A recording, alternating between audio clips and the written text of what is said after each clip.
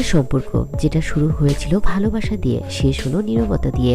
টলিউডের উজ্জ্বল আলোয় দাঁড়িয়ে থাকা একজন সুপারস্টার, কিন্তু সেই আলোয় দাঁড়িয়ে তিনি হারিয়ে ফেলেছেন নিজের সংসার। একটি বিয়ে, একটি ভাঙা স্বপ্ন, আর একটি স্বীকারোক্তি। বিয়ে করা ছিল ভুল সিদ্ধান্ত, অপু কষ্ট পেয়েছে। একসময় অপু বিশ্বাস শুধু একজন নায়িকা ছিলেন না, তিনি ছিলেন শাকিব খানের সবচেয়ে কাছের মানুষ। ক্যামেরার আড়ালে চোখের ভাষায়, নীরব ভালোবাসায় গড়ে উঠেছিল তাদের সম্পর্ক। চুপিসারে বিয়ে হলো। অপু ভেবেছিল, আমি শুধু একজন তারকার স্ত্রী হব, আমি হব তার ঘরের মানুষ। সেই বিশ্বাস নিয়ে তিনি সবকিছু ছাড়লেন। অপু বিশ্বাস নিজের ক্যারিয়ার থামিয়ে দিলেন। স্কিপে নয়, শুটিংয়ে নয়, তার পৃথিবী হয়ে উঠল সংসার। একটা ঘর, একটা পরিবার, একটা সন্তান, এই ছিল তার স্বপ্ন। কিন্তু সময়ের সাথে সাথে শাকিব খান ব্যস্ত হয়ে পড়েন নিজের জগতে, আর অপুও হারিয়ে যেতে থাকে তার নীরবতার ভিতরে। দিন যায়, রাত যায়, কিন্তু কথা কমে যায়। অপুর অপেক্ষা বাড়ে, শাকিব সময় খুঁজে না। এক সময় অপু বুঝতে পারে তিনি আর অগ্রাধিকার নন। ভেতরে ভেতরে ভাঙতে থাকেন তিনি, কিন্তু মুখে কিছু বলেন না, কারণ তিনি স্ত্রী, মা।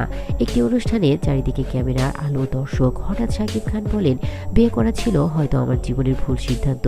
এই সিদ্ধান্তই অপু কষ্ট পেয়েছে, আমি সেটা অস্বীকার করব না। এক মুহূর্তেই থমকে যায় সবকিছু। এই কথার ভেতরে ছিল অনুশোচনা, অপূর্ণতা, আর দেরিতে আসা সত্য।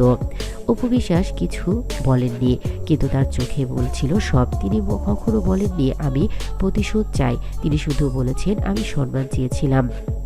একজন স্ত্রী হিসেবে, একজন সন্তানের মা হিসেবে তিনি শুধু নিজের জায়গাটা চেয়েছিলেন। এই গল্পে সবচেয়ে নিষ্পাপ চরিত্র একটি শিশু। অপু বিশ্বাস বরাবরই বলেছেন, আমার সব কষ্ট, সব সহ্য শুধু সন্তানের জন্য। শাকিব কখনো স্বীকার করেছেন সন্তানের ব্যাপারে কোনো আপোষ নেই, কিন্তু প্রশ্ন থেকেই যায়, একজন মায়ের কষ্টের কি কোনো মূল্য নেই?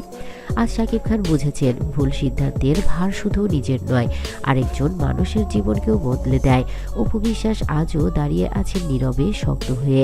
এই গল্প আমাদের শেখায়, ভালোবাসা শুধু বিয়েতে শেষ হয় না, দায়িত্বে শুরু হয়। বন্ধুরা, এই গল্পে আপনাদের অনুভূতি কি? শাকিব খানের স্বীকারোক্তি কি দেরিতে আসেনি? অপু বিশ্বাস কি ন্যায্য সম্মান পেয়েছেন?